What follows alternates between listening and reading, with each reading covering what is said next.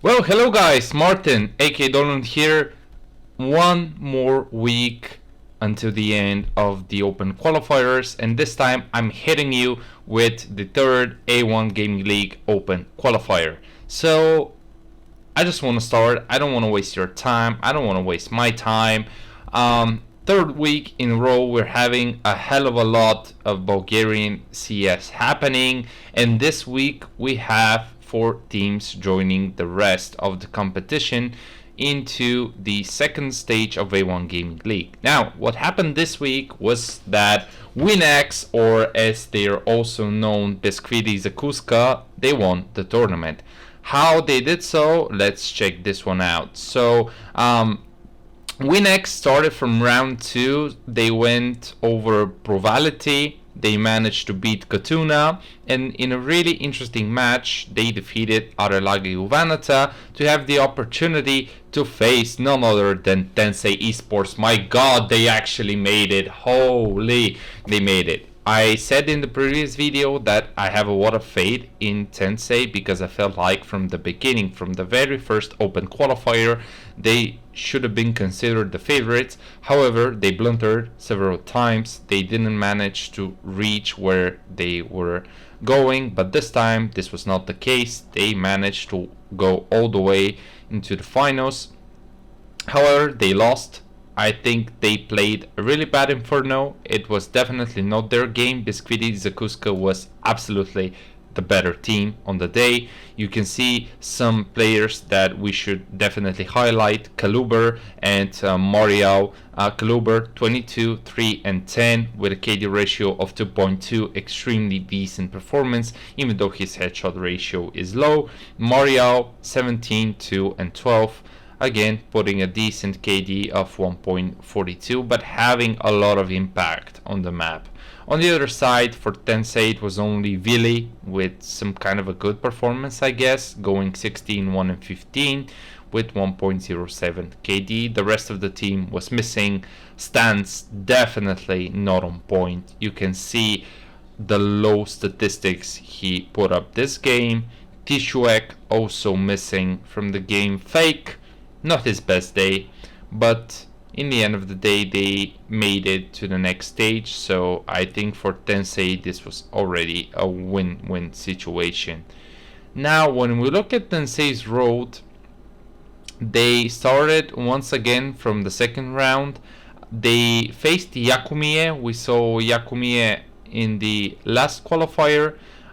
This time Tensei came on top. Actually, we can have a quick look at this particular game because I felt like they will play badly in the second or third round, but this time this was not the case. You can see 16 to 5 on Inferno, definitely being the better team than say on that day. Then they faced Lemurite for a chance to qualify for the next round, and my gosh, they made it. They made it. Congratulations for Tensei once again. I expected from quite some time that they move forward, and they finally did. Yes, it was, I would say, a decent game. 16 to 10 on this too. Definitely a nice one. They actually had a devastating first half. You can see 12 to 3 was the scoreline. Tensei absolutely crushed it. I mean, they came here to move forward, and my god, they did. Yes, 7 rounds to Lemurite for in the second half, but still in the end of the day what matters is actually winning. So congratulations once again. You can see Gibriu Sise, or whatever you should pronounce this one, put up a really nice fight with 26, 3 and 16 with 1.62 KD. Fake also, they're really following him as well to qualify Tensei for the next round. Now, talking about the rest of the teams that made it, we have Arelagi Uvanata, once again a really nice surprise for me as an analyst, I guess, of this tournament, and the underrated. I will start with the underrated. We didn't see this team previously, but they also had the opportunity to start from round 2. They managed to go over Preateli and beat them. They managed to actually beat Ambidex, and I'm gonna talk a little bit later about Ambidex. Just don't, guys. Don't, guys. Just don't. But they beat Ambidex. Let me show you quickly the game. It was a good game for the underrated. I felt like they put up a decent performance on Inferno to qualify. On the side of Ambidex, it was not the case. Once again, they faltered. Once again, they just cannot go over this obstacle, and it's really, really bad for this team. I mean, third time in a row.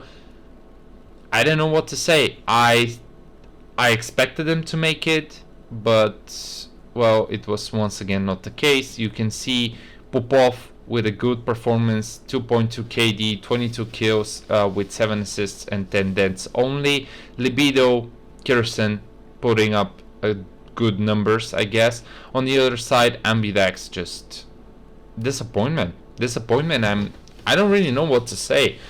It's a tough situation for this team.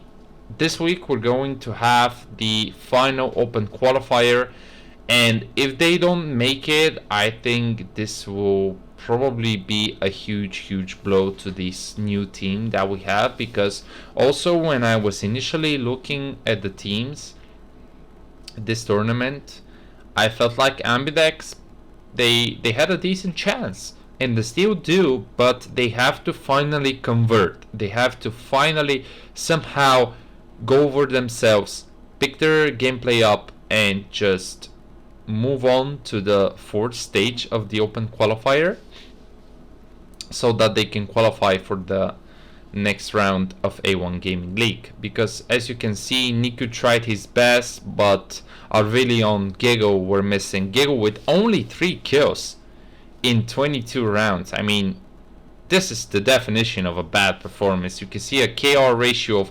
0.14, a KD ratio of 0.16. I believe this is the lowest KD ratio we had this tournament. So yeah, you can imagine what a situation for this guy should be, and overall for Ambidex. But yeah, the underrated, they made it to the semifinals of this open qualifier. They faced Tensei, obviously in a game which was without that much pressure, I guess, because both teams had already qualified. Unfortunately for this game we don't have the veto, but Tensei played a solid one and managed to move forward.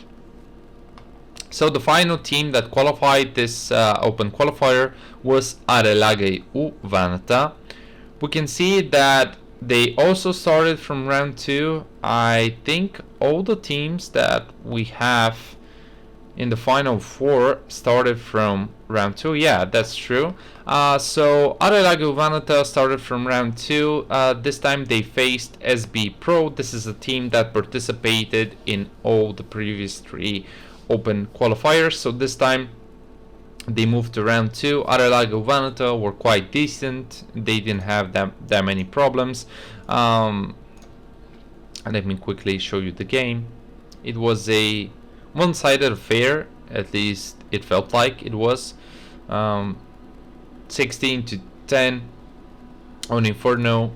Decent scoreline for Magic Slian and Levski. Bokota as well, putting up a good performance.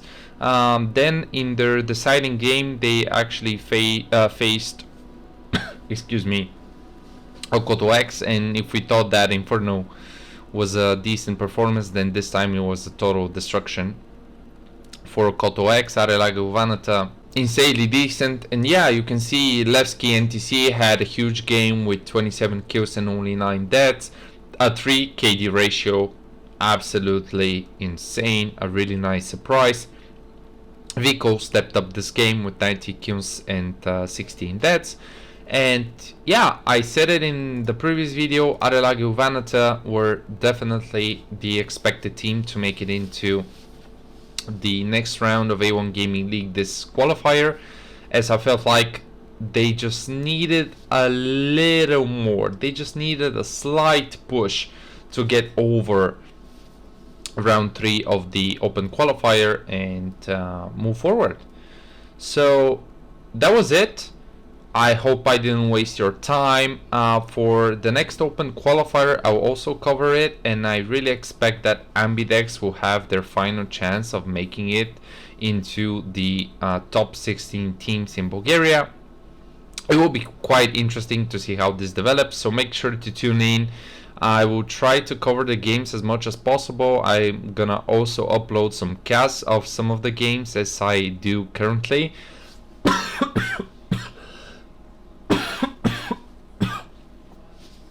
And yeah, thank you so much for watching, guys. If you find this content useful, please like, subscribe to my channel, leave a comment. Any feedback is really much appreciated, and I'll see you in the next video. Take care.